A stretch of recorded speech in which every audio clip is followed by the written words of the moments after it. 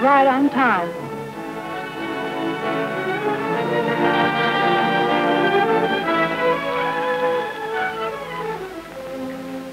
You wanted to know about B17 pilot training. Well, largely it's a matter of putting across what we know about the airplane, what it'll do and what it shouldn't be asked to do. Maybe airplanes are like people. You don't really get to know them until after you've lived with them a while. Takes time, too, to get well acquainted with an airplane. Time to find out just how far you can go with her and still stay friends. That's important. And men like our instructor have lived with this airplane long enough to become pretty good friends with her. So his job is just a matter of giving you the benefit of his experience. The procedure is pretty well standardized, and you'll learn to be thankful for that. Routine, like this circle tour of the airplane at the start, for instance, makes the student's life a lot simpler. In the cockpit, you'll learn to follow the checklist, because it helps you to keep your mind on your work. Detail's important when you're flying a big bomber, and using the checklist means you don't overlook a thing.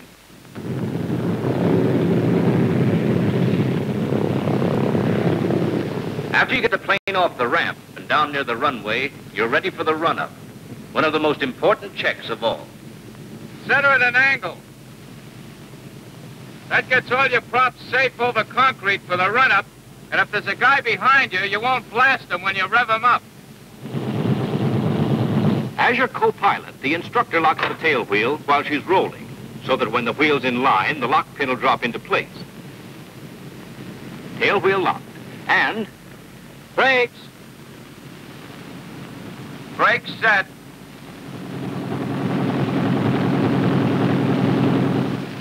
Maybe here you'll switch to interphone. Easier to talk that way.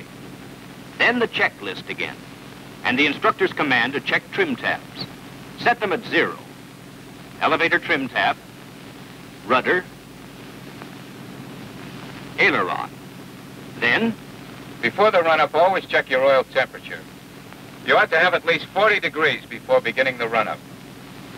Why not close cowl flaps? Hurry it up a little. It might mean trouble.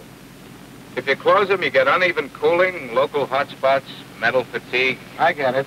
Just like bending a wire back and forth until it breaks. That's it. Exercise turbos? Right. You advance throttles to 1,500 RPM for turbo exercise. And you know why it's important. To get warm oil circulating through the turbo regulators. If regulator oil is stiff or congealed, the turbo wastegates won't react properly. One avoidable cause of a runaway turbo on takeoff. Leaving turbos on, you do a repeat on the props. Give them plenty of time to change pitch. Watch the tacks for that. If it's below freezing, exercise both turbos and props 4 times. Set the lock to keep the levers from creeping. And then, turbos off. And before the mag check, another important detail. Before you rev them up, turn on your generators and check each one for ampere output. If they balance, they're all putting out all right. Ampere output okay. Now voltage and then turn them off.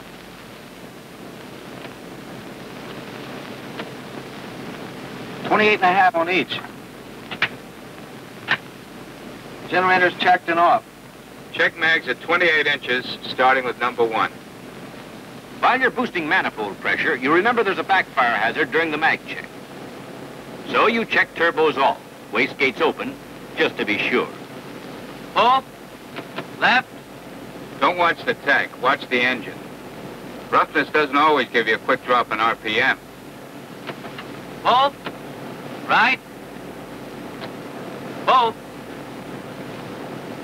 Throttle up to the stop. A quick check of manifold pressure, and then full turbo. Since you're using 91 grade fuel here, you can't draw 46 inches. Power's cut about 10%. You set your lock, check RPM, little below 2,500 on this fuel. Take a look at the engine, and everything okay. Act slowly on the throttle because of the induction backfire hazard. Same procedure on all engines.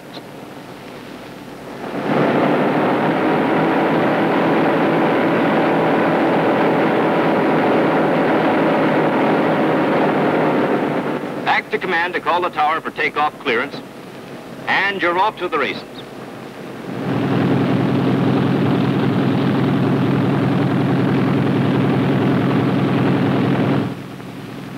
Lock tail wheel.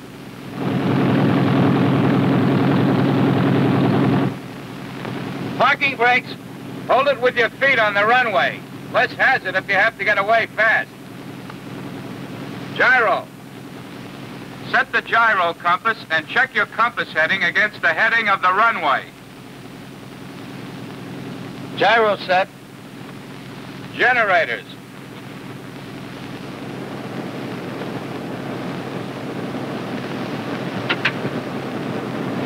Generators on.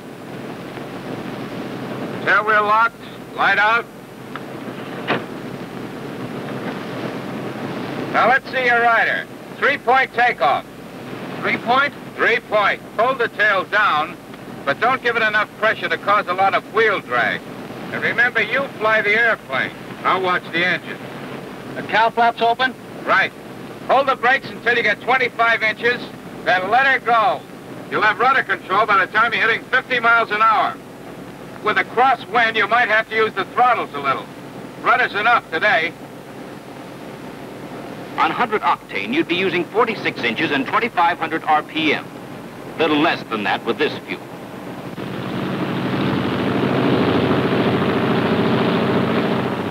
You'll leave the ground at around 100 miles an hour.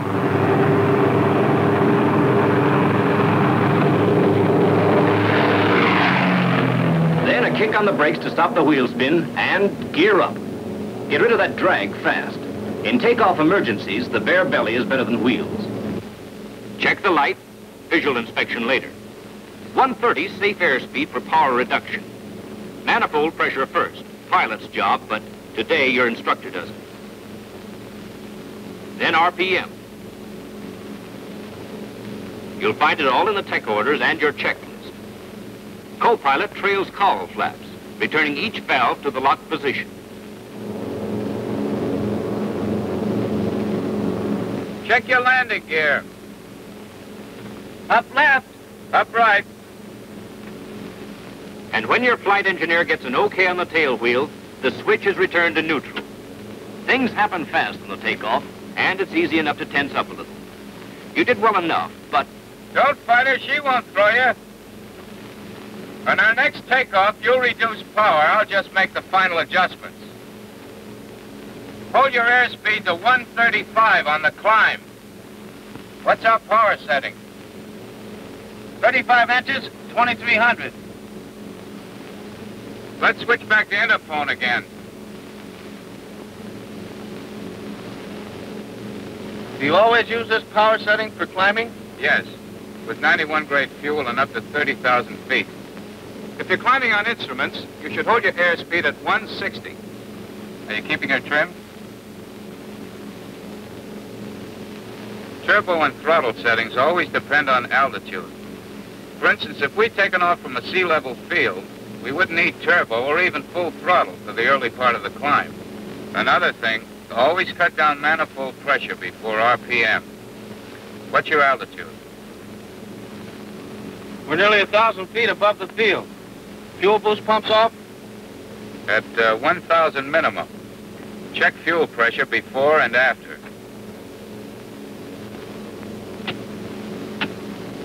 Gives you another check on engine fuel pump operation.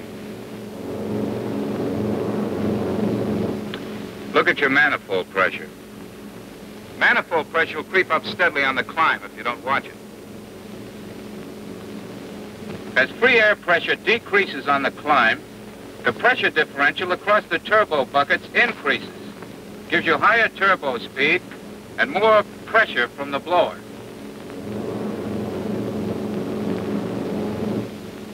What about carburetor air filters? Turn them off at 8,000. Don't often hit dust above that. In emergencies, though, you can use them up to 15,000. Dust that high? No, not dust. Carburetor icing conditions. So now they're ice filters. In a way, yes. Filters off. Filters take air from inside the wing. In the kind of weather that ices up carburetors, air inside the wing is drier and warmer than that you'd get from the ram air intake. Filter light's green, filter's off. Check your manifold pressure. Turning the filters off increases the manifold pressure about 1.5 inches. With carburetor icing conditions, of course, you'd use intercoolers hot, but you won't normally get carburetor icing above 12,000. And up there, you'll always want intercoolers cold. Thin air means higher rate of compression from the supercharger, and compression makes heat. In the wrong places. Nearly always in the wrong places. You level off at 10,000 feet and cut her down to the proper setting for maximum long-range performance on 91 grade fuel. Manifold pressure down first to 28 inches. RPM next. You make this adjustment with one eye on the airspeed indicator because you use whatever RPM needed to get 150 miles per hour indicated. In this case, with your conditions, 1,600 RPM. Then fuel mixtures to auto lean. And your co-pilot closes cowl flaps since you have a safe margin in head temperatures. What about the other power settings?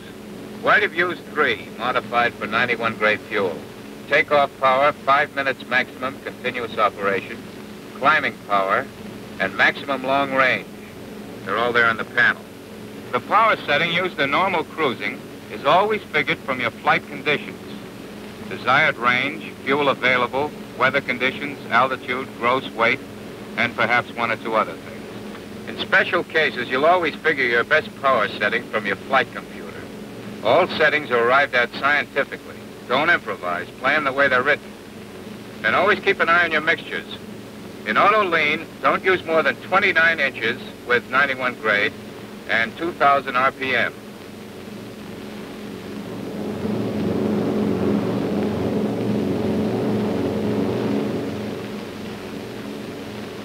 Explain something? Try to. That 3-point takeoff. What about it? Didn't it feel right? Well, maybe I didn't pull it right. I thought it was a little mushy. Isn't it better with the tail up? Well... And what about the stall hazard? Maybe we'd better figure it out on paper.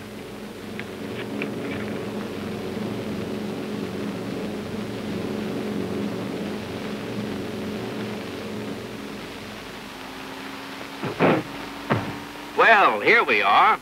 An old friend you'll remember from flying school days. She knows her way around. Call her Tail Up Myrtle. Now, take it easy, Myrtle. When Myrtle's parked on the ground, she's sure enough in a stalling or near stalling attitude. So on the takeoff, you lift the tail both to decrease drag and get a safe margin below the stall angle. And she takes off like a nice baby, and there's no arguing about it. But with the missus here, it's different. In the 3-point position, she's already in a flying attitude. On the takeoff run, the relative wind's parallel to the ground. So say the ground makes one leg of your angle of attack. Chord line makes the other leg. Angle of attack in 3-point attitude, about 10 degrees. But with power on, the stalling angle for this airplane's about 19 degrees. So when you hold the tail down on the takeoff, you have a nice cozy margin of 9 degrees below the stall angle. And when you leave the ground, the path of the relative wind changes, so that the angle of attack actually decreases. You get maybe another 4 degrees of safety, and you haven't a care in the world. Now let's dig a little deeper. Think of the forces at work when you take off as a team of little guys who are in there working for or against you all the time. For instance, gross weight of the airplane. On the ground, he bears down hard on the landing gear. When we're ready to start the takeoff run, you'll meet a pal of his. Wheel drag. The harder gross weight bears down on the wheels, the bigger and stronger wheel drag gets.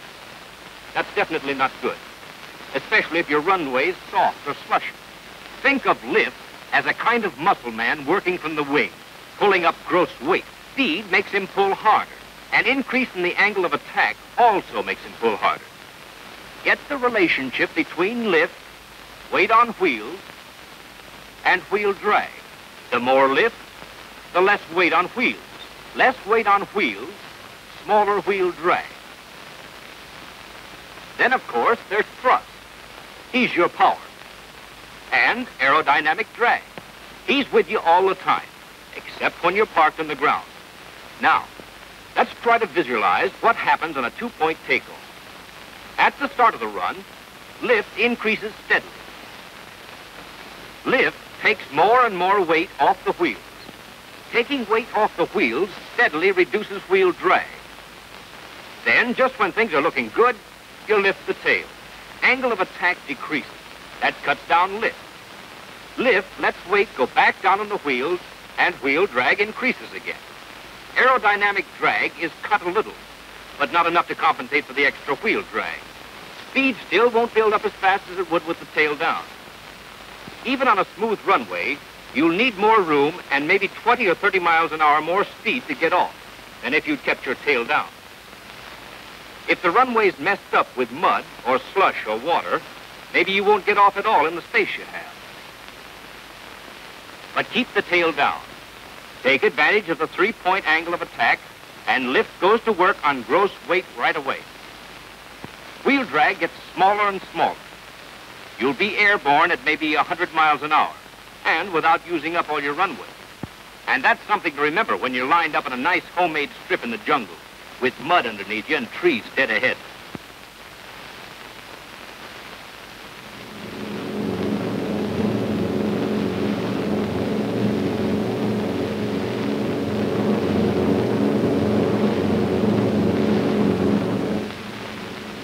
Well, how do you like her? Try a little problem when you get over the field. Say you're coming in after a long mission, you're a little short on gas, and when you arrive, the field's closed in. Beeline for an alternate base. No, Sal, you're to hell and gone from nowhere. You're lucky to have one base to come home to. We'll cut the end boards and hang around until she opens up. Well, you're to hover all right, but don't cut the end boards. She'll burn more coal on 2 than she will on 4 on long-range settings. Think it over.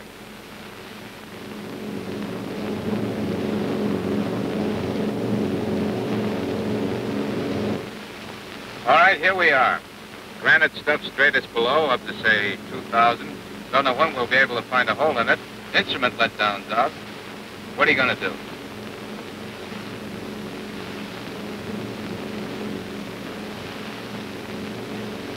Don't you like it up here? Like it better down a bit if I'm low on fuel. Need less power and less fuel for a given indicated airspeed. Air's not so thin.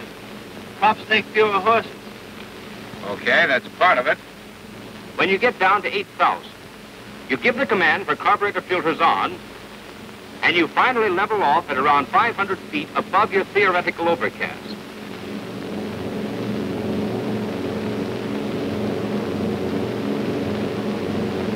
When you level off above the overcast, the idea is to keep from going places. Now, that's simple. Cut your speed down to 120, even if you have to reduce your RPMs to 1250 to get it. Try it first with 1,400 RPM.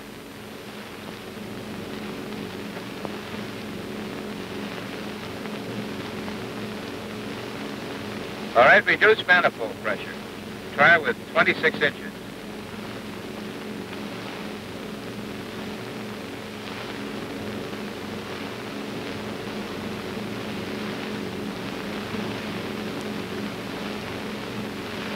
Get us in the bombardier? Now, your weight's all right. You've used up most of your gas on the way home, and I hope you didn't bring any bombs back. Cut your RPM down a little more. 1250 is the minimum.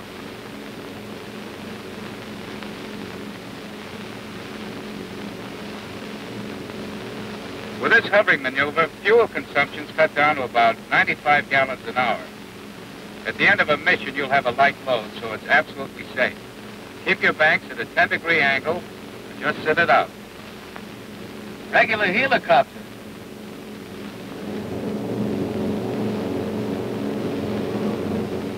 Time to go in, then.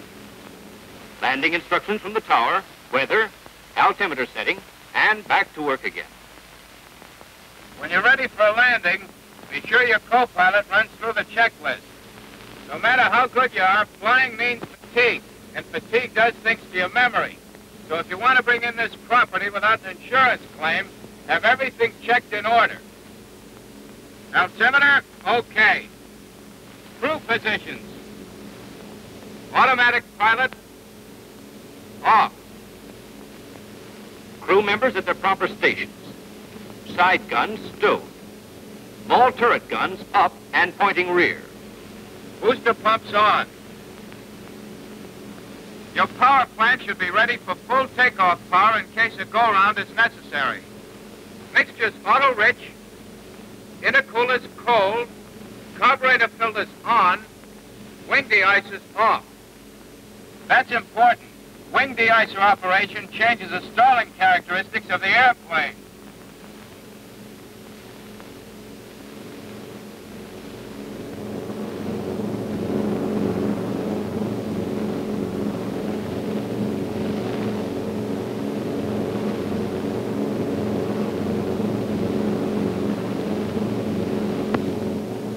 Golden Tower, this is 641 on downwind leg, over. 641 on downwind leg, cleared to land, wheels down, over. Roger. Landing gear down.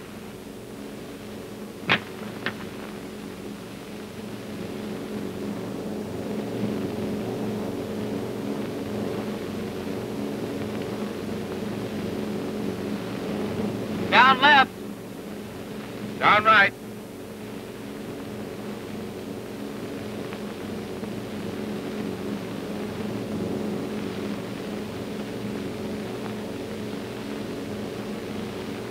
Tail wheel down, trailing antenna in.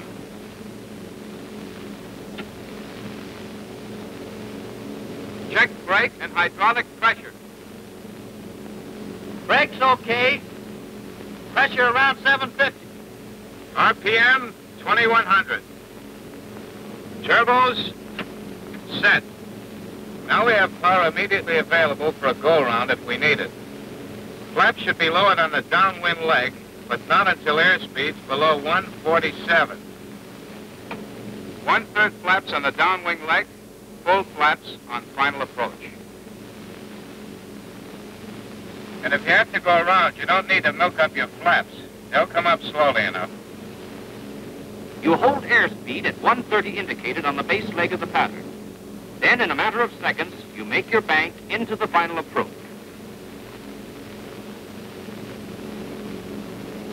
Full flap. High RPM. 120. 115. Don't close your throttles until you're sure of a landing. 112. 110. Freezer on.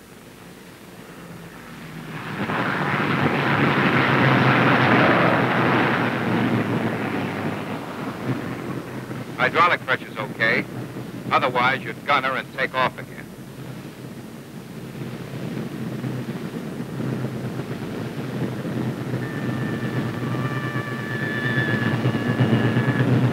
Cowl flaps open and locked. Turbos off. Booster pumps off. Wing flaps up. Get them up sooner if you have a muddy runway.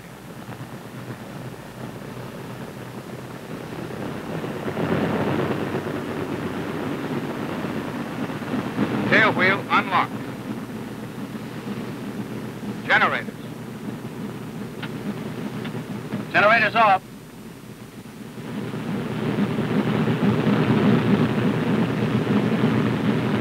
Cutting the inboard engines is the co-pilot's duty normally. The pilot should keep his mind on his taxiing. But it's quiet on the hangar apron today, and the instructor asks you to do it. Good thing, too, since you weren't too sharp about it. You can cut your inboards now. Check turbos off first. You need engine oil pressure to open the wastegates. No. Rev them up to 1,000 before you cut them.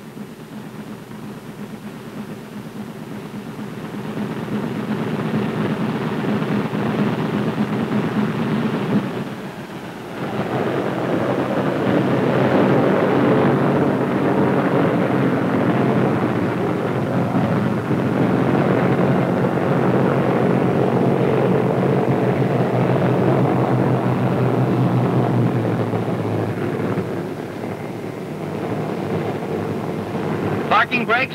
No, hold it until the chocks are in. If you set your brakes on hot drums, you'll bake the expander tubes.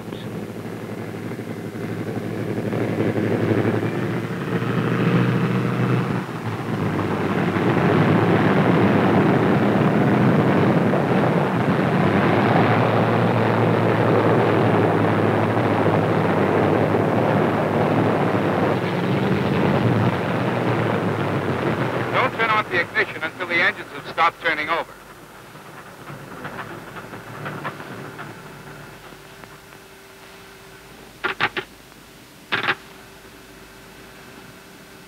Walden Tower, this is 641. Mission complete.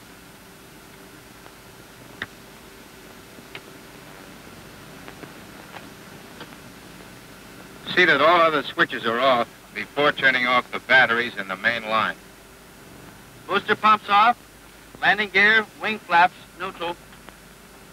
De-icer, anti-icer off. Inverters? Inverters off only when the instruments have returned to neutral. Inverters off. Batteries off. Main line off. Lock control surfaces.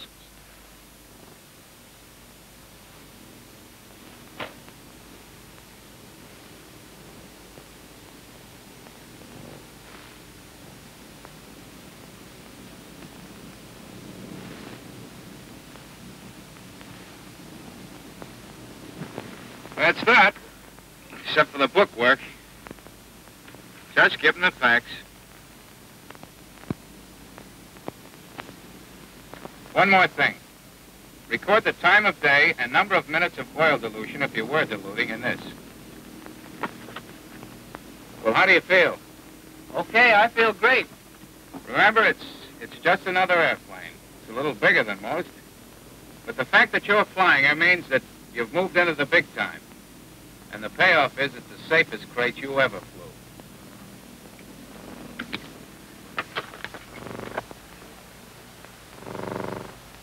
That's part of it. Not all of it by a long shot, but part of it at least. It's a little more complicated than a buckboard wagon. Still, on the other hand, it's not quite as elaborate as a battleship.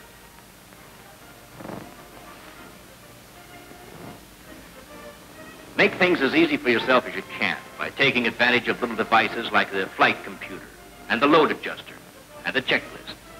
All the rest, and that's plenty, is up to you. But I guess by this time you understand that pretty well.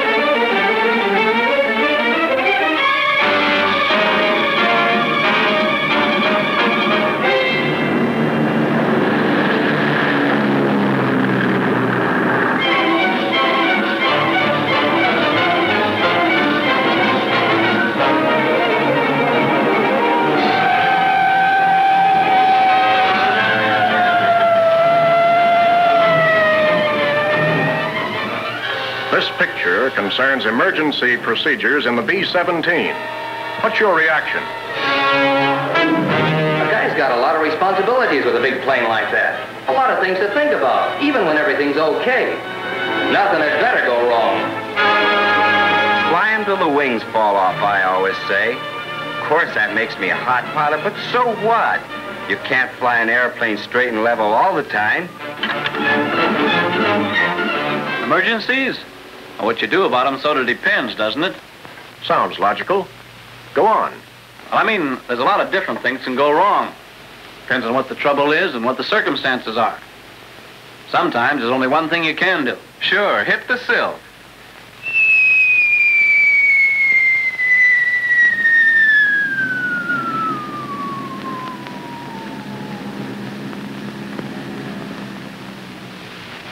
Boom, back to the solid stuff. But that's only if the plane can't be flown and can't be landed. You can land her when you can't fly her sometimes, and without a landing field, too. Sure. Slide her in, place her belly gently on the ground, and slide for home.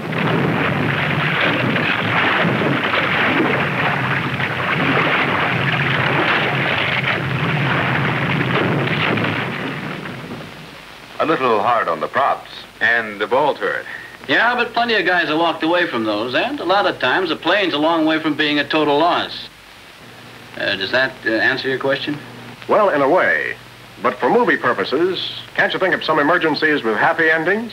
Oh, sure. You don't always wind up on the ground, even flying. Well, say, for instance, you're cruising along smooth as silk. Everything seems to be fine. You're putting a big fat OK in your performance log. You're wondering if maybe the bombardier will give you one of his 23 sandwiches. When suddenly your co-pilot whips around and yells at you, "Fire at number 4 engine."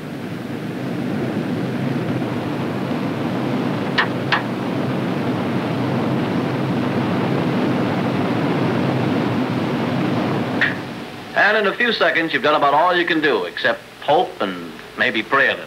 Speed is the thing. Good point, Captain Scott. Can you slow it down enough to explain the reasons for some of the things you did? Well, sure, I guess so.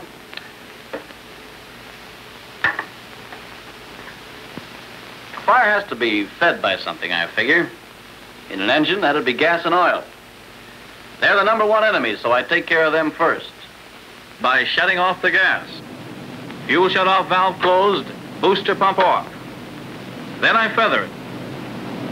So if an oil line's opened up, oil won't be squirting around in there, feeding the fire. During all this, I make plenty sure I'm shutting down the engine that's on fire and not some other engine. How about opening that throttle before you feather to get rid of the fuel ahead of the shutoff valve? Could be done, but it means waiting 5 or 6 seconds to start feathering. And if it's oil instead of gas that's burning, you just wasted time. Anyhow, unless you're in a descent, you're ordinarily drawing enough power for the carburetor to help meter out that gas during the feathering. You can usually tell whether it's a gas or an oil fire by the smoke. Sure, Anderson. Oil smoke is usually sort of gray, and smoke from gas is generally black. But personally, I won't be taking time to examine it, even if I can see it that clearly. I'd rather shut everything off that might be feeding that fire and ask questions afterwards. My co-pilot increases airspeed to try to blow the fire up, diving the plane, or if altitude is low, increasing power on the 3 good engine. Meanwhile, I get the cowl flaps open on the engine that's on fire to help cool things off in there. Then, lock the cowl flaps so if the hydraulic line's broken, the fluid won't keep feeding the fire. The only other urgent business left then is to look for some level geography and hope that you don't have to use it or the alarm bell. Of course, somebody's got to keep the airplane flying. The guy on your right or you. You got to keep up that wing that's lost the power and see that airspeed stays within the recommended limit. It's no good putting out an engine fire if you lose an airplane doing it. Chances are the fire will go out if you use what you know and work fast so it doesn't get too much head start on you. Then you can get your airplane trimmed when everything's under control and clean her up. Get the ignition off on the feathered engine, close those open cowl flaps to reduce drag when you're sure the engine fire's out and things are cool enough, and fly her back to base on 3.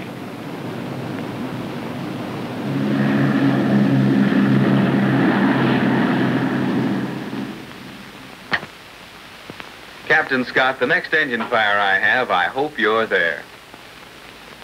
Thanks. Want my autograph? I guess not. All those X's look alike to me. Okay. What about these emergencies? You got any ideas about them? Why, sure. The floor is yours, Captain Sellers. Thanks. Well, let's see. Scott here goes in for obvious things like engine fires. I guess maybe I'll talk about an emergency situation you don't see right off. Subtle stuff. Well, maybe. Say you've got a B17 that's apparently okay. Her engines and controls are in perfect mechanical condition. Now, she should be as stable as a pool table, but she's not. She flies like a stove. Every time the pilot gets her nicely trimmed, she starts doing over the waves. She's unstable. He's fighting the control column all the time, correcting her attitude. Now, what's wrong? Her tail end's loaded down with some equipment or souvenirs or something like that, and her CG is too far aft. When he gets her home, he's got some sore muscles to remind him that a B-17 is safest and easiest to fly when you haven't messed up her original design. Now look how she's figured out. All the weight in her balances up, as though you've taken the pounds out of her structures, parts, fuel, and the tons out of her nacelles, lumped them all together and put them in a particular spot. That's practically what her designers did. They juggled her weights until center of gravity was near the forward end of the plane, a good long distance from the stabilizer. That distance was a substitute for size in the stabilizers and elevators. Making them large would have given them power to control the attitude of the wing, but would also have increased drag and weight. So they were given the needed power another way, by keeping the area fairly small and by placing the airplane center of gravity well forward. And that gives them a lot of leverage to work with. With the airflow around her, center of gravity becomes a sort of pivot point. The airplane flies just as though she was suspended from a rod across her wings. Trim your airplane for level flight and she'll hold her own. When a gust hits that wing, causing it to rise, pushing her nose up, the stabilizer's angle of attack increases. They grab a little more airflow, and that small added force multiplied by all that leverage is enough to overpower the wing with all its added force. The airplane restores to trimmed attitude and trim speed. She's got longitudinal stability. Okay, but if Joe Dokes discovers a lot of room in her tail where he can put stuff and loads her up, she's like a different airplane. Look what's happened to her center of gravity. It's moved back. It wasn't riveted down, it's a point of balance. Move the weight and you move it. That pivot point moving back has shortened that lever arm, and the elevators and stabilizers have lost a lot of their leverage that they had before, a lot of their power. Now when a gust hits her wing, developing more forces up there, that tail is helpless. The wing takes off in a new direction and keeps on going. What's the cure? That's right. Move the weight out of the tail. Get the center of gravity farther forward. Give the leverage back to the stabilizers and elevators. Now she's okay again. CG still isn't where it was originally, but it's close enough. There's some leeway. The mean aerodynamic chord measures 177.5 inches. And if CG is anywhere from 32 to 19% of the chord length, back from the leading edge of the wing, elevators and stabilizers have the leverage that they need. Now that gives you about 2 feet of range. Use the load adjuster that comes with your airplane. Calculate your CG, stay within that range, and you'll have a stable airplane to fly. One that's less tiring on long missions, more accurate for bombing, and safer on instruments. Nice lecture, Doctor. Thanks. Just one loophole. That business about the airplane being loaded so far aft it's clear out of control. It's pretty extreme. Well, it isn't impossible, is it? No, but you can fly them when CG is after 32 quite a bit, even after 35 with a downspring. It's hard work, yeah, but it still isn't what you'd call an emergency. It could be. Well, Look, say you've got an airplane that's unstable because of rearward CG. You're in the overcast and you're on instruments.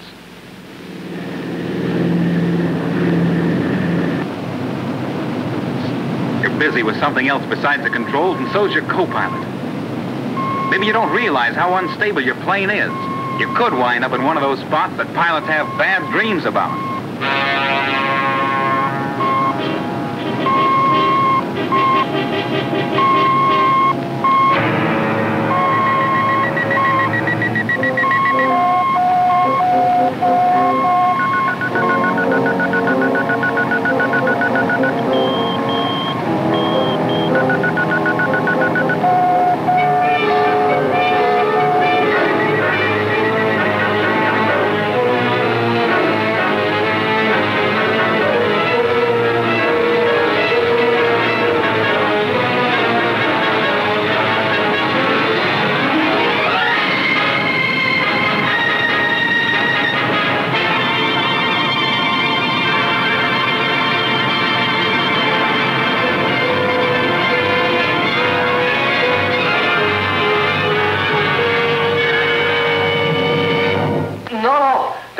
chance of stalling the B-17. Stalls are too dangerous in such a big plane. Control forces might overpower the pilot. But that nightmare belongs to pilots who've never stalled the airplane. Not that they should rush right out and try it. That's prohibited. A stall is no picnic. But it's not ordinarily a serious emergency either. Unless the pilot reacts too slowly or does the wrong thing. I was thinking of a pilot who stalls his plane inadvertently. If he knows what goes on, sure, he'll be okay. If not, it might be bad, that's all. Captain Sellers, this is a training film. What about stalls? Well, in general, well, the stalling characteristics of a Ford are quite a source of comfort. Our-on stalls are more violent. Our-on accelerated stalls are dynamite, just as in any plane. And most stalls aren't that kind. That's my boy there who's talking. Go on, you're doing fine.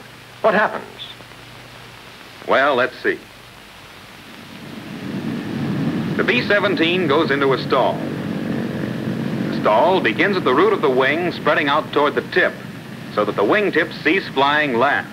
That's good. Completely stalled head-on, she drops without much tendency to fall off on one wing. Ease her nose down and you're flying again. The danger of spinning out is slight because of that dorsal fin. It's one of the biggest vertical stabilizers in the business, and it gives the airplane directional stability. So her tendency, instead of spinning out of a stall, is to hold the direction in which she originally stalled. That's good, too. When you stall on a turn, of course, you've got a low wing to think about. Use the rudder to lift it. Never use aileron to recover from a stall. It'll only make things worse. And your control reaction should be immediate, but moderate, never violent. You don't need to dive her. Ease her down as soon as you get the stall warning. Warning usually comes about 5 miles an hour ahead of the stalling speed of the airplane. The tail buffets, and you know something's about to happen, and you usually have plenty of time to recover during that warning period. Don't slam her nose down. Just bring it down easily to the horizon, and you've got full control again. She won't even settle much. Go into action when you get that stall warning. Chances are you won't ever get into a really violent stall. In any case, if your plane's loaded right, you'll have both longitudinal and directional stability to help you keep out of trouble.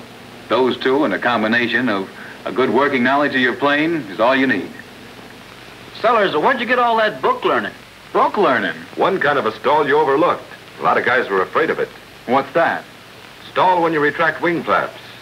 Like on a go-around, where you're pretty close to the ground and can't afford to lose altitude. Well, what about it? Sure, Anderson, you give out for a change. How much to it? You won't stall when you spill your flaps if you're above flaps-up stalling speed of your plane.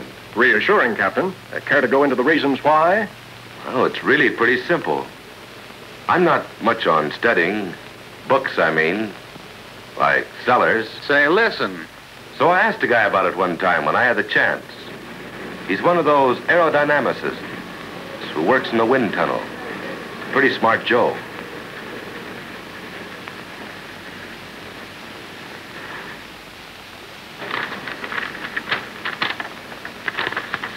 The way he explained it, Here's the wing of your airplane.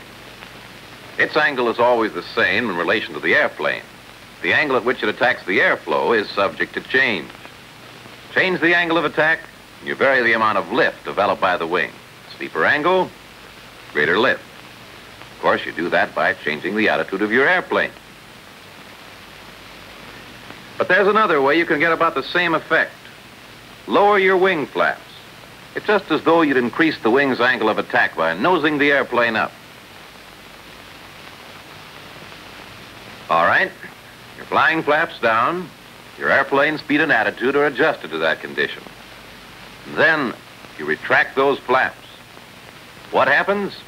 You lose some of the lift. Trim of the plane changes.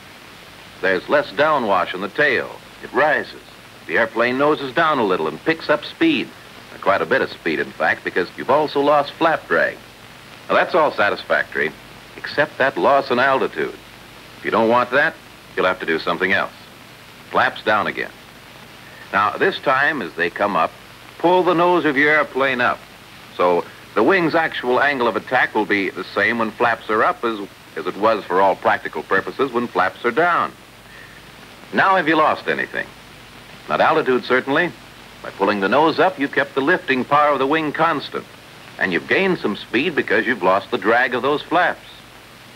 Just watch your airspeed. As long as the airspeed is above stalling speed of the plane with the flaps up, you can spill them, pull her nose up to hold altitude without fear of stalling her. Okay? Useful information. How do you apply it? Like I said, when you have to make a go-around or almost any time you want to spill flaps and keep altitude. Like in the short-distance takeoff I did one time with a student. An emergency takeoff?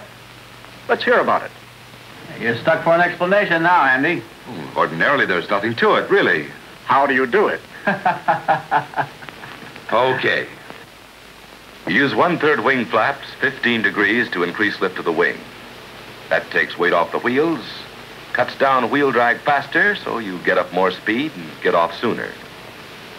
Also, you run your engines up to full military power before releasing the brakes. Get more speed from the start. It's a good trick if you've got a runway that's apt to slow you down a bit. Slush, mud, turf, or if you've got a runway that's a little shorter than it should be. This one time, the runway was a little short, with an obstacle at the end of it, and not the kind you'd pick if you had a choice. The student with me didn't like it any better than I did. But he doesn't scare easy. He sizes up the situation and goes to work. When everything's set, he orders 1/3 flaps. And we get the flaps set.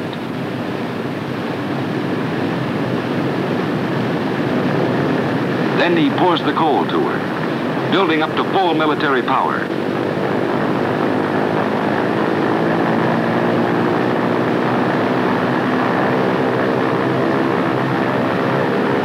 Brakes off, and we're on our way. I don't have to coach you much. Keep that tail down. Need all the lift we can get from that wing. Not too much or you will add wheel drag.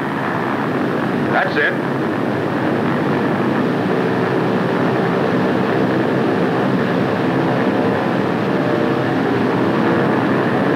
Gear comes up as soon as possible.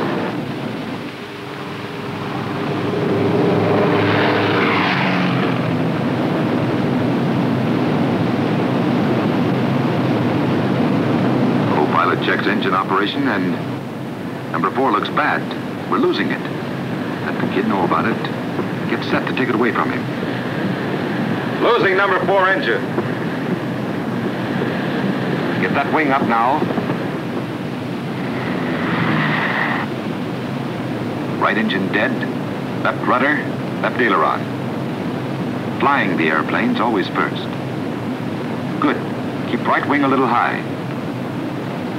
More speed will give us more control, though. Spend a little altitude, buy some speed. We can climb if we have to. Ought to get his flaps up before he feathers, if he has any power at all in the bad engine, especially if the airplane's heavy. Airspeed's okay for it. Flaps up. The kid gives the command. Nose her up a little, son.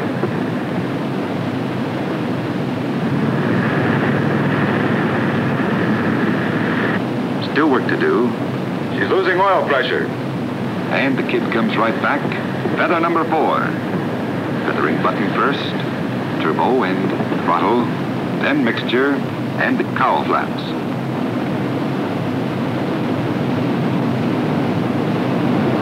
Heard about a joker once who feathered the wrong one. Better not feather at all than hit the wrong button. Got speed now. We can start climbing. Reduce power. 38 inches. RPM 2300. Always should have at least 100 feet of altitude and airspeed of 135 before reducing power and starting the climb.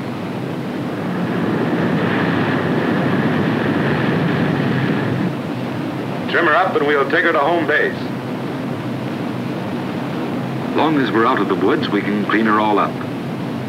Would have cut fuel first if it had looked like a fire hazard.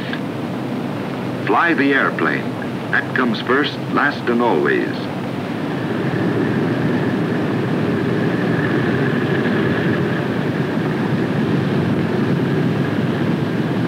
Rest of it's pretty much normal procedure, bringing her back.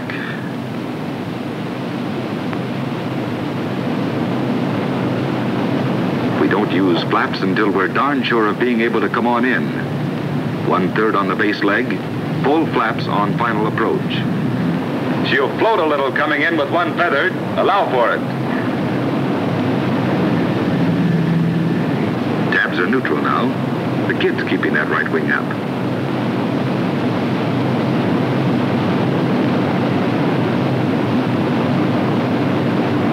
Keep it well up until you're on the final approach and reducing power. I guess the kid'll do.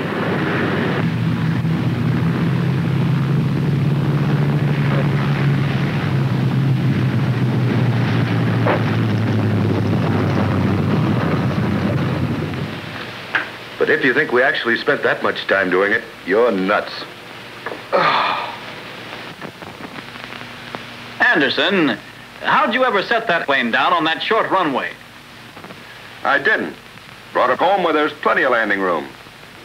But you took off from that short runway. You must have had to land on it sometime. Well, oh no. You don't get me to talk about a short distance landing, too. Oh, come on. Not me, brother. I'm all talked out. Captain Scott, it was your idea. Okay, but Anderson should have done it for you. It's just the reverse of the short distance takeoff. On the approach, you bring her in slow and set her down as near the end of the runway as possible. If you don't have much to begin with, you don't want to waste any. Land her 3 point. Now start your flaps coming up and get your tail up as soon as you touch. That reduces lift and gets a lot of weight down on the main landing gear where the brakes are. Ordinarily, that much brake pressure, it means skidding. But with so much extra weight on the wheels, it all goes into drag. Drag's what you want to keep your landing distance down. You can ground loop her too if you have to. About those brakes now. They're dual jobs with 2 expander tubes instead of 1. And there's not the danger of brake failure there used to be. But these double brakes really take a hold. Don't ride them any harder than you really have to. On this short distance landing especially. You really climb on and bear down, you can lose a tire.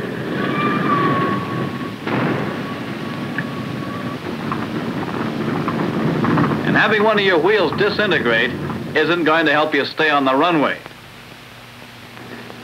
Play it on the safe side when you're braking those wheels for a short distance landing or in any emergency. Use what you know.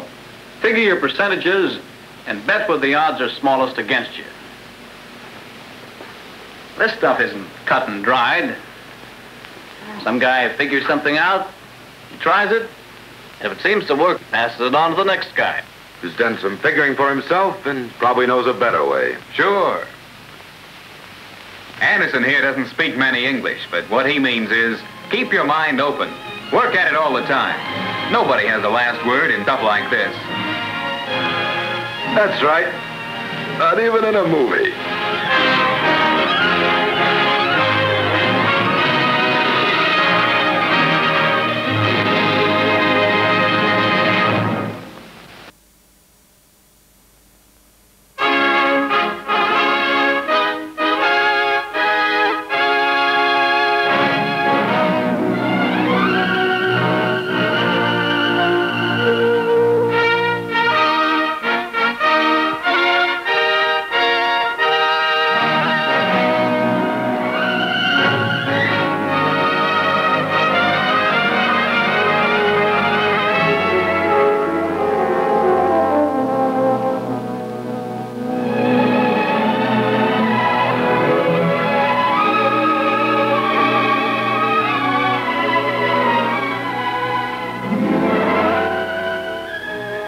Going through B17 transition training, I was the guy they got to calling Induction Joe. You know how stuff like that gets started. Little things to begin with that had nothing to do with the induction system.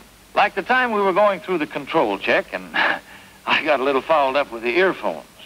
Well, guys like a laugh now and then, and you're always willing to cooperate. Take little things like that in your stride, and pretty soon they're forgotten.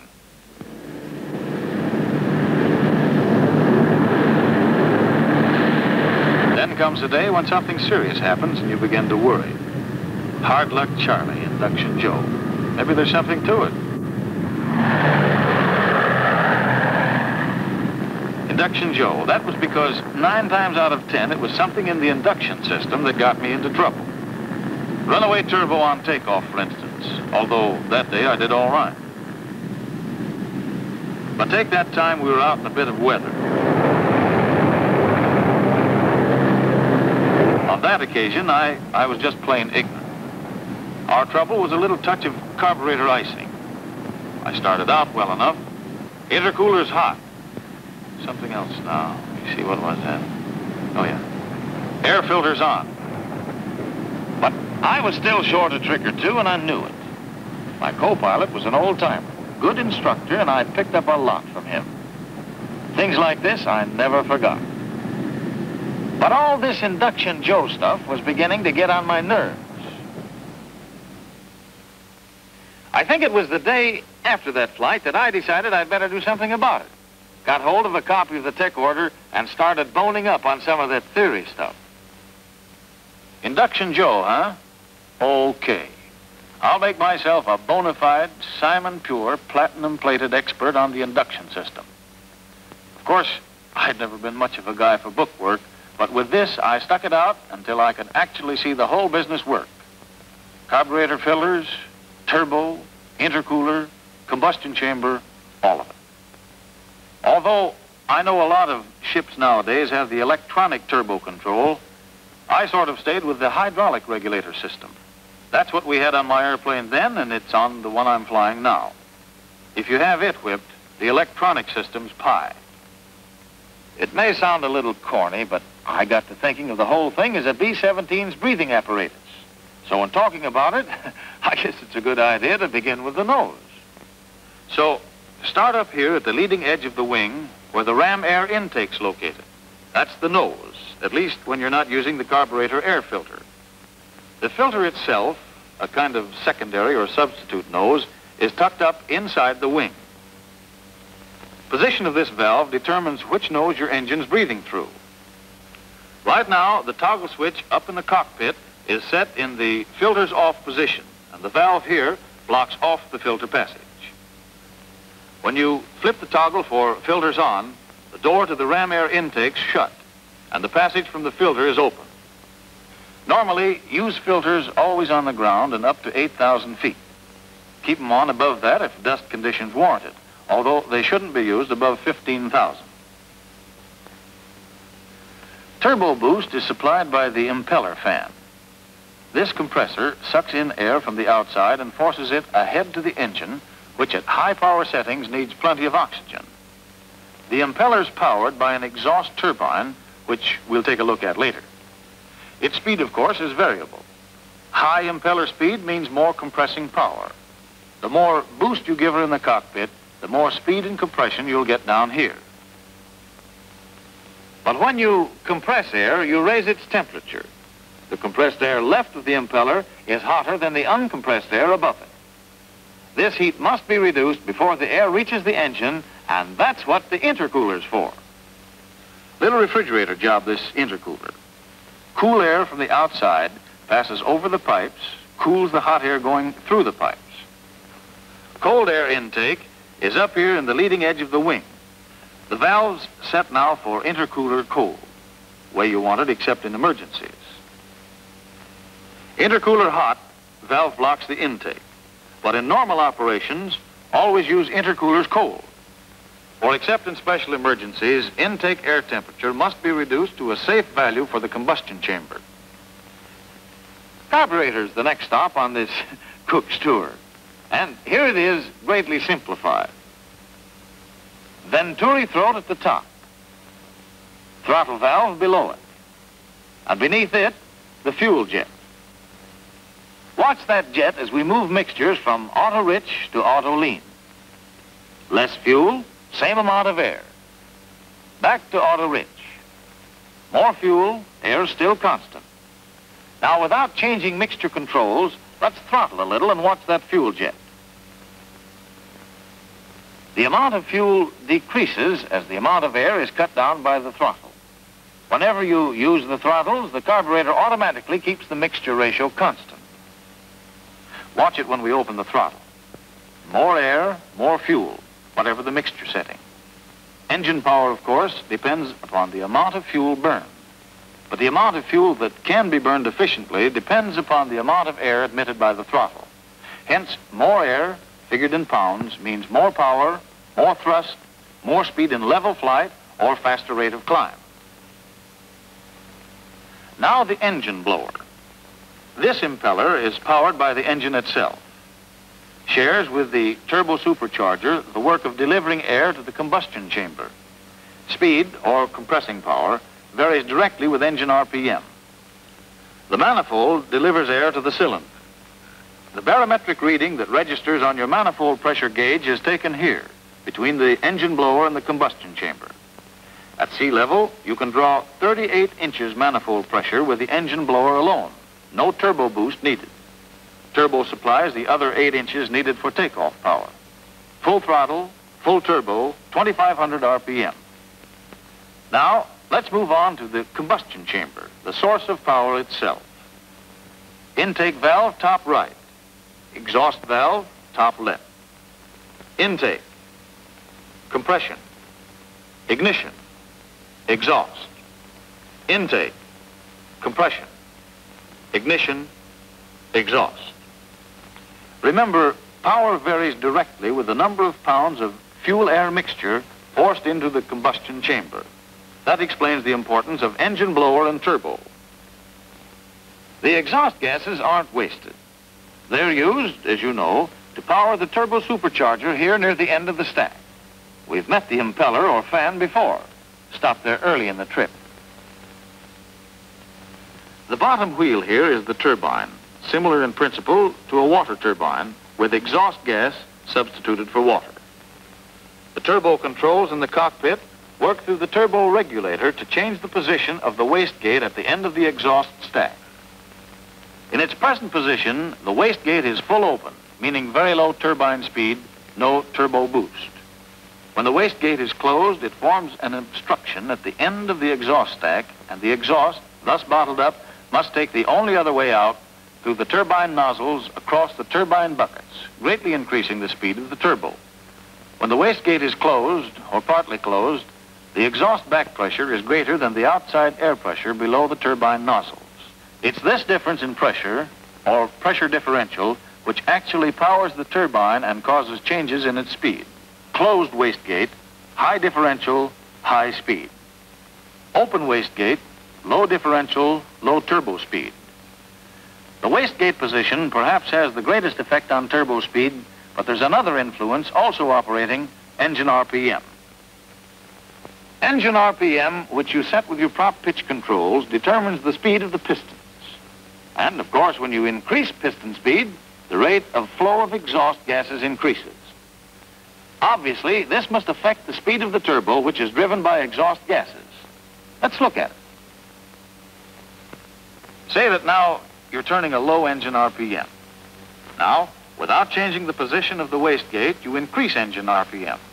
Rate of exhaust flow is increased, and higher turbo speed results. That's worth remembering for a reason we'll see later. Now for the turbo regulator. Turbo adjustments in the cockpit are communicated mechanically to the regulator, which responds by changing the position of the wastegate. This hydraulic regulator does its work by means of engine oil pressure, carried to the regulator by a pressure line and a return line. Loss of oil pressure, naturally, means loss of control over the wastegate. The exhaust balance line provides the regulator with a means of automatic control over the wastegate. This line carries exhaust back pressure to the regulator. Any change in exhaust back pressure here in the stack is communicated directly to the regulator, and the regulator readjusts the position of the wastegate to restore exhaust back pressure to its original value. Remember that your turbo setting in the cockpit is simply a command to the regulator to maintain a constant gas back pressure in the exhaust stack. Manifold pressure may fluctuate at any one setting, but exhaust back pressure will stay constant. Well, that's the way I got to seeing these things after I'd boned away at them a while. If I'd been up on this business right from the start, I'd never have pulled the boner I did once during the mag check. I was doing all right up until then, too. Manifold pressure to 28 inches and both. Left. Yeah, something wrong, all right. Turbo's on during the mag check. That's a bad deal, and I was old enough to know better. But I went on with the mag check, hoping I hadn't wrecked anything. And of course, it was all right when I ran it up to full throttle. But I was way short on turbo boost. The flight was off that day. It was back to the hangar for us, a good burning out for my instructor. Here's what he pounded into my head. Turbos on during the mag check means wastegates closed during the mag check. And, brother, if there's any possibility of an exhaust backfire, the closed wastegate situation is just about as sensible as this one.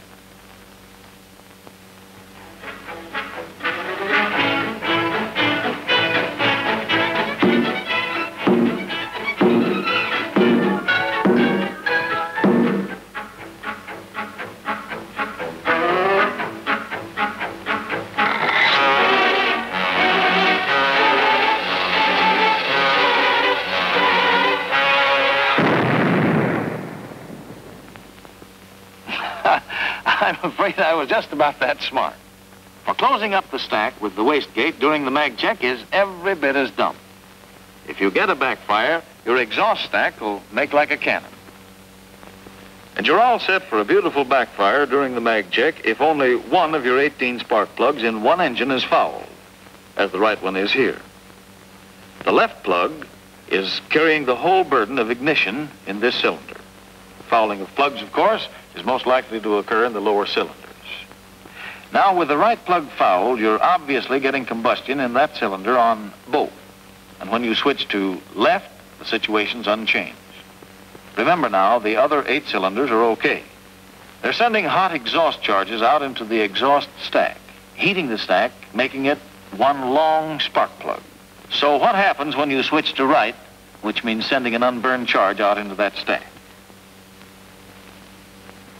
The unburned charge is ignited by the heat of the stack and the hot exhaust from the other cylinders. If the wastegate had been open, the backfire could have passed harmlessly out at the end of the stack. Even if all your plugs are clean, you still have a backfire hazard during the mag check. The danger then lies in accidentally switching to off. If that happens, all 9 cylinders will fail to ignite. 9 unburned charges will pass into that hot exhaust stack. I used to have nightmares like that after I got so I really understood this stuff. Now, let's go back to that runaway turbo on takeoff. It can happen before you leave the runway, but we'd just got the gear up when number 4 went crazy. My job was to keep her flying level. Co-pilot cut down that excessive manifold pressure with the throttle, not the turbo. Down to 40 inches and fast, or you'll lose the engine. And here's why you use the throttle. What you're having is wastegate trouble. She's slammed shut. Failure to exercise properly, or mechanical failure, or frozen condensation in the exhaust balance line. Whatever the cause, you get an excessive exhaust back pressure and an extreme pressure differential across the turbine buckets. And your turbo impeller's really running away, and that means excessive pressure is being delivered to the carburetor and manifold. This excessive pressure results in an excessively lean mixture which can damage the engine if allowed to continue long. So work fast. Dam off that pressure with the throttle.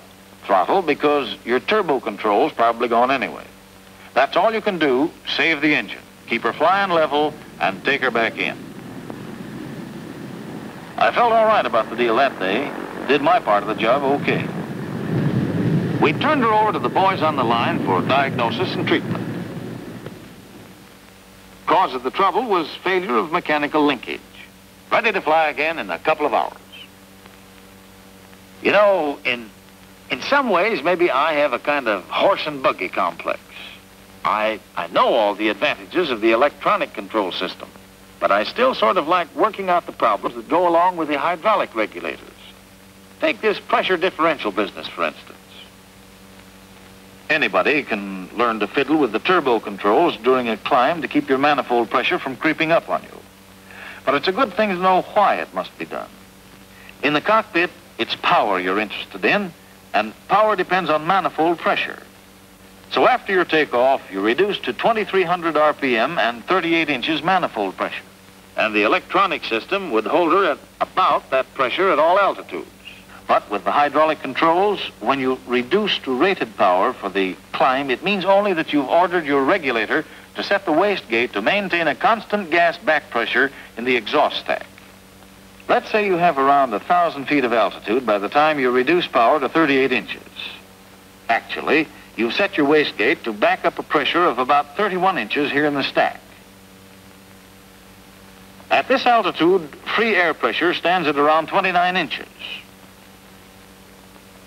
The difference between these two pressures, pressure differential, gives the turbo RPM needed to deliver, with the help of the engine blower, 38 inches manifold pressure. But you're climbing, and free air pressure is decreasing at the rate of about 1 barometric inch for every 1,000 feet of altitude. So what's the situation at 5,000 feet if you haven't changed your turbo setting since you reduced power? The regulators kept readjusting the wastegate position to maintain the same exhaust back pressure you had at around 1,031 inches. But atmospheric pressures dropped to around 25 inches. Pressure differential of 31 to 25 instead of 31 to 29, and impeller moving 2 or 3 times as fast as it was at 1,000 feet. It had to speed up some in this thinner air, but not that much. The result shows in the cockpit on your manifold pressure gauge. Pressure here in the manifold far above the value you want for climbing power. And that's the way you lose engines. But the remedy's simple. You order the regulator to open the wastegate a little. The exhaust back pressure decreases.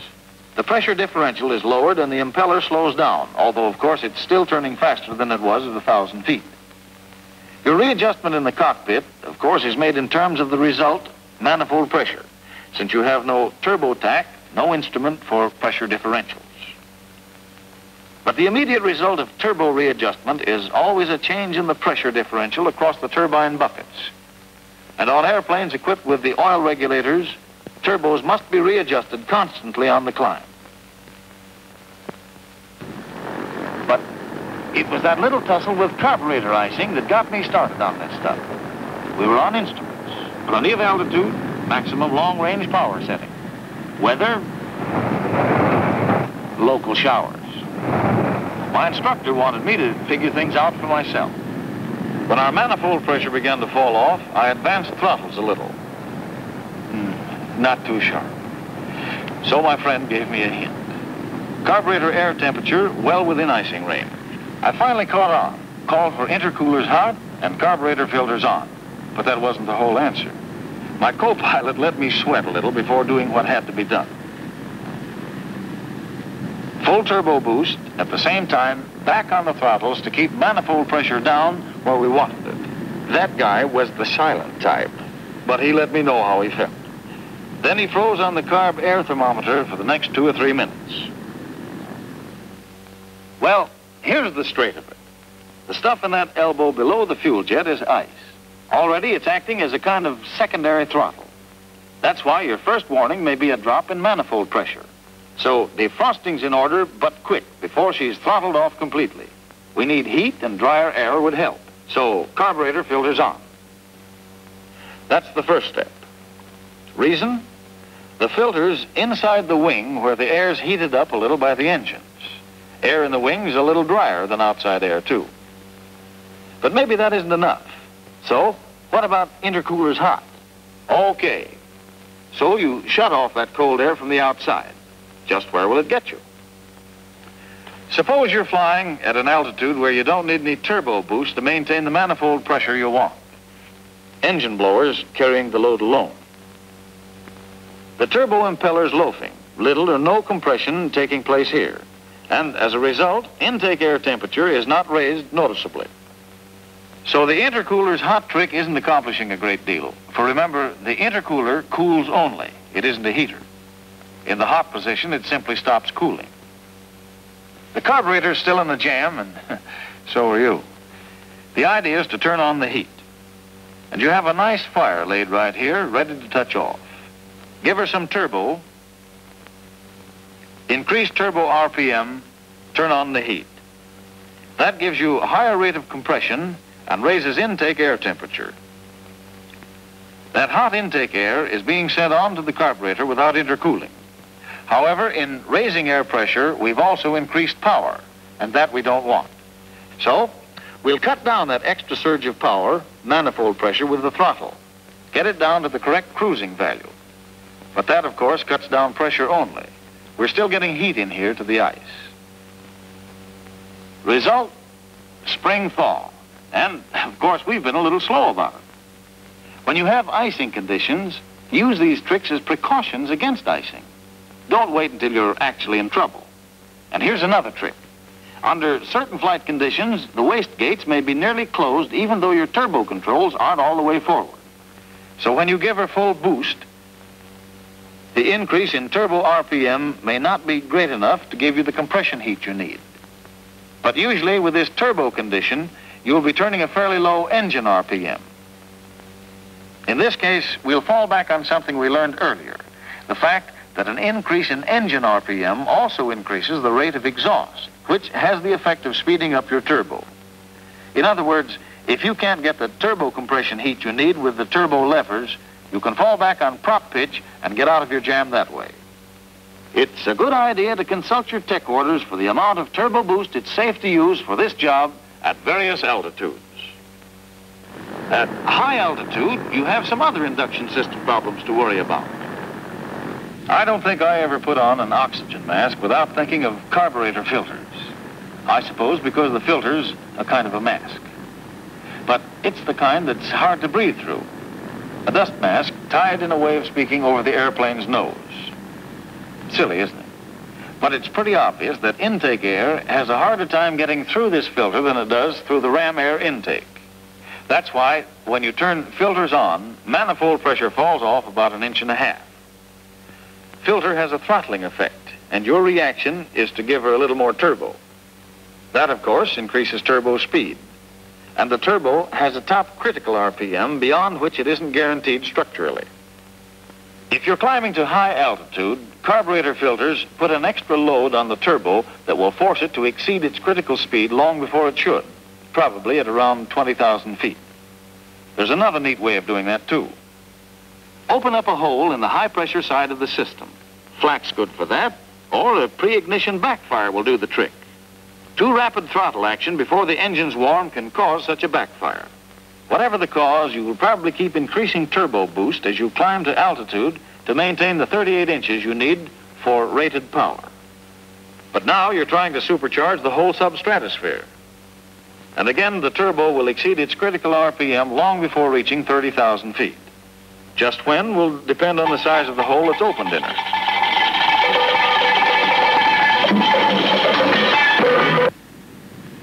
But suppose your induction system's tight. You get your filters turned off at the right time and reach 30,000 as you should without trouble. If you had an instrument for practically everything, you'd find an induction system situation something like this. Manifold pressure, 38 inches. Wastegate set to back up an exhaust pressure of around 25 inches. Outside barometric pressure, approximately 9 inches.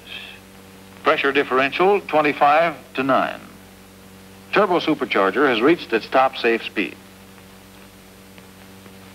Outside air at 9 inches pressure is sucked in by the turbo impeller and compressed to 26 inches. Outside in the weather, it's 48 below. Brass monkey situation. But turbo compression makes it cozy in here. Too cozy for comfort. Downright tropical. The intercooler puts it back in the temperate zone. Passing through the carburetor venturi cools it off some more. Not enough humidity at this altitude for icing trouble. Lost a little pressure on the way. It was 26 inches back there between the turbo and the intercooler. Engine blower finishes the job, building manifold pressure up to the value needed for rated power. If you're climbing above 30,000 feet, keep an eye on the altimeter. When you reach 31,000, reduce manifold pressure 1.5 inches below the rated power value. 36.5 inches at 31,000 and another 1.5 inches for every additional 1,000 feet.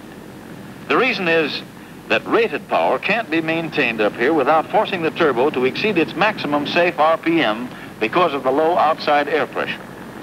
Some turbos have a higher critical altitude, but the principle's the same for all 17s equipped with oil regulators. Get the principle and you'll never go far wrong in practice.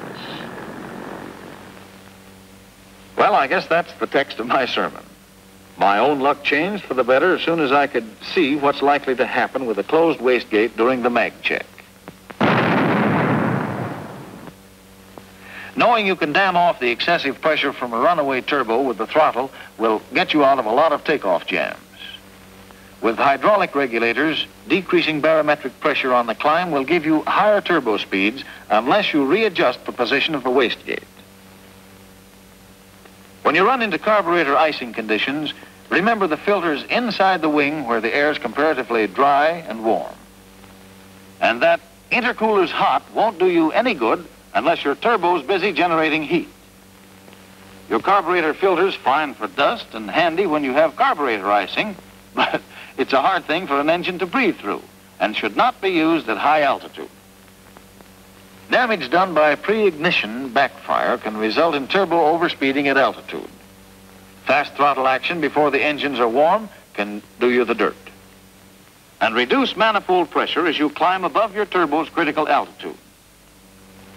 Airplanes, of course, aren't frozen. Improvements are being made constantly. Check your knowledge as often as possible against new directives and tech orders.